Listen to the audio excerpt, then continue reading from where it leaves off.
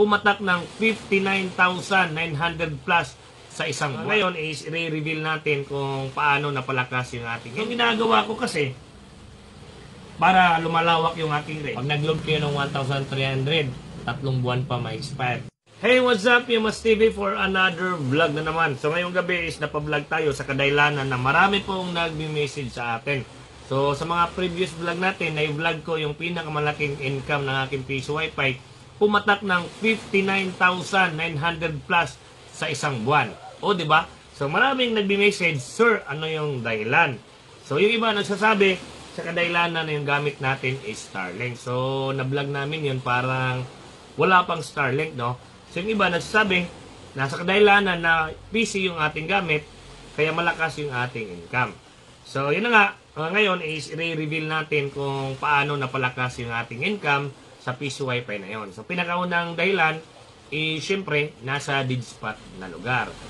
At yun na nga, marami nga nagsasabi na na-mention natin yung Starlink, maganda na daw si Starlink kaysa SIM-based connection. So, ito, sasabihin ko sa inyo, depende po sa lugar. May mga lugar kasi na di kaya pasukin ng SIM-based. Ayan, magandang modem natin galing kay Uplift Optus na, ayan, Optus na router. Pwede siya Smart Globe dito. Sina nga, yung sabi ko kanina, pwede, depende sa lugar, no? Yung ating Starlink. So, kung sa mga lugar naman na mayroong signal yung Smart, maganda yung SIM-based, di ba? Sa 1,200 pesos lang, meron ka ng 3 months unlimited, no? 1,200 yung load mo, 3 months unlimited na si SIM sa Smart, no? So, sa mga Digspot naman na lugar na di talaga kaya ng SIM-based connection, for example, Globe, Smart, dito, at saka ano pang mga SIM na available, is dyan na pumapasok si Starlink. May kamahalan nga, pero kaya naman makasignal kahit saan, kahit sa anong lugar. Kahit gaano ka-Digspot, basta kita yung langit, makakasignal si Starlink. So na nga, so back to topic tayo. Kaya malaki po yung income ko sa lugar na yon, 59,900 sa kadailanan na Digspot. At syempre po, naka-multi-access point po ako. Ano ba yung multi-access point? Isang piso wifi window machine po yan, katulad nito. Yan. Isang piso wifi window machine na marami po yung kanyang access point. O sa common term na antenna, katulad nito. So ngayon, sa ipapakita ko na video ngayon, hindi ito yung gamit ko sa vlog na yon, pero naka multi-access point po yun. Yung gamit po is yung mga normal build po na gamit po natin yung adapter ng ito. So sa video ngayon, makikita nyo, wala na pong ganito. Wala nang adapter ng Comfast, wala nang adapter ng TP-Link, wala nang adapter yung the same Comfast. So kahit anong antenna, 24 volts, 48 volts, pwede dito. So ngayon, pakita ko sa inyo kung ano yung mga gamit ko dito. So pinakauna yung gamit ko is Orange Pi 1, no? So normal build lang po ito, hindi po ito naka-VLAN. So ginawa po natin na hindi naka-VLAN sa kadailanan na yung common build na mga nanonood dyan is naka-USB to LAN. Pag VLAN naman, pwede po ito ganito na setup. Pero sa video natin, para po sa mga manonood dyan, mostly kasi sa mga viewers natin is mga nagsisimula pa lang sa negosyong piso wifi. Naka-USB to LAN yung mga standard build. Pero kaya nga, ito yung ipapakita natin. So, ayan, Orange Pi 1, USB to LAN. Siyempre, yung USB to LAN, papuntang Gigabit Switch Hub. Ayan. So pagkatapos niyan, yung switch hub naman, yung LAN 2, 3, at 4, papunta na yan sa CB na gamit ko. So itong CB na gamit ko is galing kay Paulo Cabigao. So si DIY Pinoy Tech Official, galing po sa kanya. May nakatatak pa dito. Ayan, nung pinadala niya sa akin, nasa Amerika pa siya, yan, no? Made in USA. So itong CB na to, so actually, hindi ito yung gamit ko sa income na yon na nag-income ako ng 59,000. Pero, i-share ko sa inyo dahil napakaganda na CB.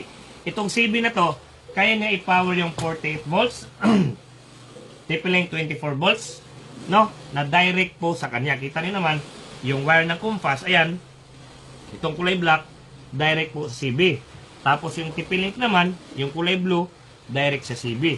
At yung pangatlong EP po natin is direct sa CB. Kaya po tatlo po yung ating EP kasi para malawak yung range. For example, andito yung piso Wi-Fi, yung isa, itong directional kasi, hanggang 200 meters directional. Nakafocus siya ng 120 degrees. So sa kanyang likuran, pag naglagay ka ng ulit ng isang directional patalikod, 200 meters. So back to back, ilan na lahat? 400 meters back to back, no? 200 meters papunta doon, 200 meters papunta sa kaliwa. 120 degrees. At syempre yung tipiling, depende po yan sa inyo. Pwede niyo po ilagay sa mga lead na area, yung hindi kaya abutin ng ating mga directional, pwede kayong mag-wire, no? 50 meters, maximum, pwede 60, 70, basta cut 6 outdoor, pwede niyo po i-deploy doon. CTP-Link 110 sa mga lugar na hindi sakop ng ating directional antenna.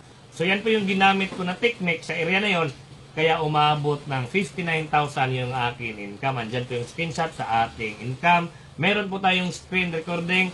Umi-income po tayo daily, 1,000, 2,000, hanggang 3,000 daily. Diba? Napakalaki ng income. Sa kadahilanan po yan na malawak po yung range ng aking piso Wi-Fi window machine. Sina nga, tatlo po ang kaya nito. Pakikita nyo yung CB. Ayan. So dito tayo. Yung nasa itaas, yan po yung mga power ng mga antena. Kung makikita nyo, kulay green, 48 volts po yan. Pag kulay orange naman is 24 volts. Pero din nyo po, pag tinanggal nyo po, ayan, sample po natin. Ayan, makikita nyo, kulay green. So pag 24 volts po yung isaksak nyo, meron pong adjuster dito. Pakita mo mami. Ayan. So kailangan po natin yan i-adjust. Adjust ko po. Meron lang siya. Tapos makikita nyo dito, mag-iiba yung kulay. Pag yellow na po yung kanyang ilaw, yellow ba yan? Orange. Pag orange na po yung kanyang ilaw, ang kanyang pong power is 24 volts. Pag ginawa po natin, i-switch natin sa kabila, magiging 48 volts at ang kulay naman is green. Ayan po.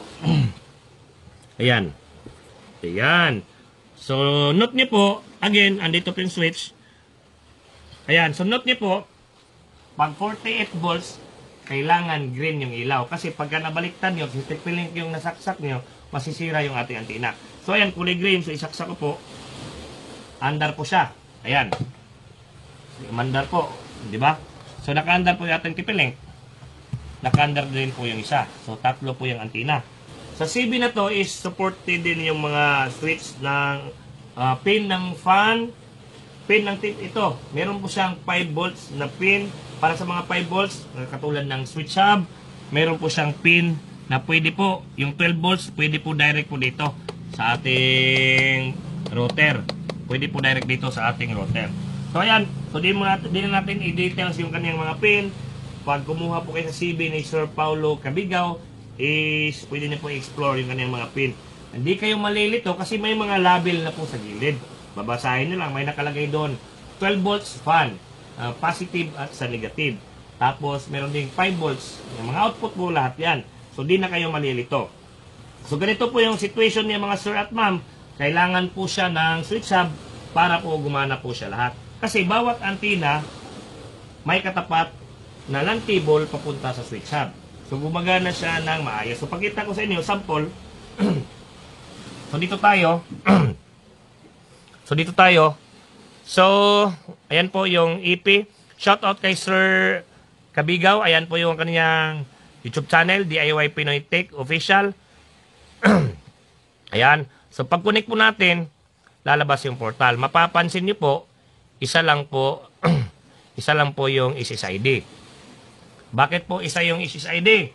Sa kadahilanan, pag magkaiba-iba po yan ang SSID, no? Pag nag-connect si client sa unang antenna, tapos lumipat siya ng area, automatic nag-transfer yung kanyang phone sa pangalawang antenna na iba yung pangalan. Kasi di na niya masagap yung unang antenna. So automatic mag-transfer sa pangalawang antenna. Ang mangyayari po yan, mayroon po kasing random MAC address. So yung kanyang oras, kung ilang oras mo, ilang minutes, ilang oras, yung kanyang time sa unang antenna, paglipat po, possible po na hindi sasama yung kanyang oras. Paglipat sa pangalawang antenna, wala siyang oras. Pagbalik niya sa unang antenna, excuse me, meron, andun yung kanyang oras. So, kailangan po dyan, and yan po yung disadvantage pag magkaiba-iba ng SSID or pangalan yung mga antina. Minsan is yung hindi nasasama yung oras. Pero pagka magkapareho po ng pangalan yung tatlo na yan, katulad sa ginawa ko is kahit saan po siya mag-connect is hindi po mawawala yung kanyang oras. Sasama at sasama po yan sa kahit saan dyan na IP. Alright, so andito po, wala lang picture. Yan, insert coin. And gumagana po. Again, pareho lang po. Mapapansin nyo, DIY Pinoy Tech lang po yung pangalan ng ating mga antina. So, wala tayong pin slot ngayong araw. Merong pin slot po, pero di ko mahanap yung wire ng pin slot, kaya di natin lalagyan. Pero available dyan po. Pwede po dyan isaksak. So, again, sa mga gusto pala ma-explore itong CB na to, pwede kayo mag-order kay Sir Paulo Cabigaw. I think available kay Sir Albert, no? Available kay Sir Albert. At pwede ko ilagay sa comment section yung link, no? Kung saan mabibili kay Sir Paulo Cabigaw itong CB na to. At siyempre, again, sa mga magtatanong, ang gamit ko po is ito. So far, hanggang ngayon, wala pa namang nakaka-break sa record ng ating E314N directional, no? Budget mail na pangmalakasan na EP. So, 200 meters, 120 degrees. 200 meters, kuwang-kuha pa, lagpas pa ng 200 meters, lalo na pag open area, it means wala pong harang, wala po siyang nababanggaan na kahoy, walang nababanggaan na pader, kuwang-kuha yung 200 meters. Full bars. Lalagpas pa ng 300, pero dyan mo na mafe-feel yung 3, 2 bars, 1 bars, gumagano na yung bars. Kapag lumagpas na sa kaniyang limit na 200 meters yung kaniyang full bar, itong directional. Pero kung mabibase ka sa kung masasagap mo pa siya, 300, 400 meters, masasagap mo pa siya, lalo na pag nakaharap sa iyo. At kung magtatanong kayo, Sir Emuas, about sa likuran, meron pa rin sa likuran. Estimated ko sa aking obserbasyon, 50 meters, no? 50 meters yung kaniyang likuran. Meron pa rin. So yung mga bahay na nakatira sa likod, is kuwang-kuha pa rin. So ang ginagawa ko kasi, para lumalawak yung aking range, is ganito. Back to back, no? 120, 120. Kung yung bahay niyo nasa kalagitnaan ng barangay, pwede nyo siya tatluhin. Pag tatlo siya, 360 degrees. So, kumpleto ang Ricardo's. Kuha yung 360 degrees, no? Pag tatlo. Pero, yun na nga, sa video natin, hindi tatlo yung pinakita ko sa inyo. Sinamahan ko ng TP-Link 110 para may pakita ko sa inyo na pwede ma-power yung mga 24 volts ladder dyan ng mga antenna. Kasi maraming mga antenna na 24 volts. So, dito naman, sa mga advanced na dyan ng build, pwede si Raspberry Pi, Orange Pi, 4 gram, 80 gram, di ba? Meron. Orange Pi 5, pwede yan. At, syempre, kung gusto niyo pa mag-upgrade, VLAN. VLAN setup, di ba? Meron mga nabibili na VLAN, 5v5 VLAN.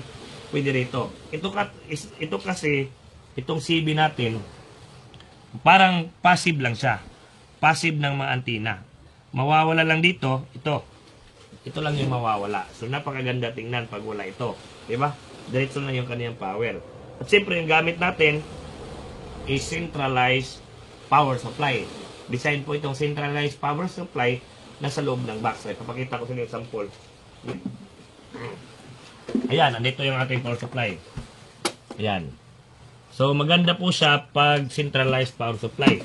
Design po siya for mga maliliit na area. Hindi siya, kahit nasa loob lang ng box, walang open-open, walang butas yung box, kayang-kaya niya. So, sa mga nagme-message dyan, nagko-comment na pumutok yung kanilang power supply, nasira agad, hindi po natin yan maiiwasan. Kahit anong gamit natin na power supply, kahit naka-adapter tayo na power supply, di natin maiwasan na meron talagang madaling masira. Kahit ito, meron talagang nabibili natin na nasisira siya agad. At sa mga user naman dyan, meron din tayong nabibili na ganito na ang tagal masira. The same lang din sa mga adapter na gamit natin. Yung parang sa laptop, no? So, walang sample dito. Pero the same lang din. Meron din mga madaling masira at meron ding matagal. So, ngayon, dito tayo sa Optos router or modem ni Upleft. Ayan, napakaganda siya, napakaganda tingnan. So, pwede antina dito sa likuran. Yan, yung ma-convert natin. Yan, ma-convert natin. May nabibili yan sa online. Ayan dyan. So, ina nga, napakaganda, napakasulit. Mura lang. Yung link, lalagay ko dyan. Ayan o. Optos, pwede siya smart, pwede globe. At saka yan, nag-topic na tayo about sa smart na yung sabi ko kanina. Merong offer si smart yung mga selected SIM. Bumili lang kayo ng SIM, tapos asterisk nyo, asterisk 123, asterisk 123 number sign. Tapos ngayon, may offer si smart. Hindi latest, hindi matagal na 1,200 for 3 months. Di ba? Pag nag-load kayo ng 1,300, 3 buwan pa ma-expire. So yan. Kaya masulit yung ibang area na malakas yung SIM-based connection kasi may offer na 1,2 for 3 months. At sa mga lugar naman talaga na hindi talaga kaya, so pwede si Starlink. Nag-install kami ng Starlink. Available din yan sa amin. Pero hindi kami nagbibinta ng Starlink. Ang mangyayari, kami yung mag-order sa inyo. Nakapangalan po sa inyo yung Starlink. Kami yung mag-order, kami yung mag-install. Sa amin lahat yung services. Kami yung pupunta sa inyo, kami yung mag-install. So, comment lang sa baba kung pwede kami makapunta. Pag di kami pwede makapunta sa area nyo, lalo na pag tawid dagat, pwede po namin i-activate na dito katulad nito. I-activate na namin lahat. So, pagdating sa inyo, plug and play na, nakaread na lahat yung mga wire. Pagsaksak nyo lang at syempre pag-power nyo sa Starlink nyo. Alright, so again, sa mga gusto mag-order ng CB na to, available kay Paulo Cabigaw, si Sir DIY Pinoy Tech Official. So medyo matagal-tagal na yung video natin. Hanggang dito na lang yung video natin. At wala pang nakakuha sa Piso Wi-Fi na giveaway ko. Sa mga gusto i-grab yung opportunity na makakuha sa ating Piso Wi-Fi giveaway, andun sa mga previous video natin yung topic at dalawa lang yung kriteria. Napaka-simple lang. Marami na akong kilala dyan, maraming nakakilala sa atin, palagi kami nakikita, pero di nila nami-mention yung keyword. Yung keyword. Pag pinakita nila sa akin yung keyword, dalawa lang yung kriteria, automatic isang Piso Wi-Fi, Bindo Machine ngayong taon. Wala pa ang nakakuha. So, baka sabihin kayo, huwag kalimutan i-share ang video natin at comment lang sa baba kahit anong i-comment nyo. Basta related sa ating topic, comment nyo sa baba at pa-share ng ating video. Maraming salamat. Thank you.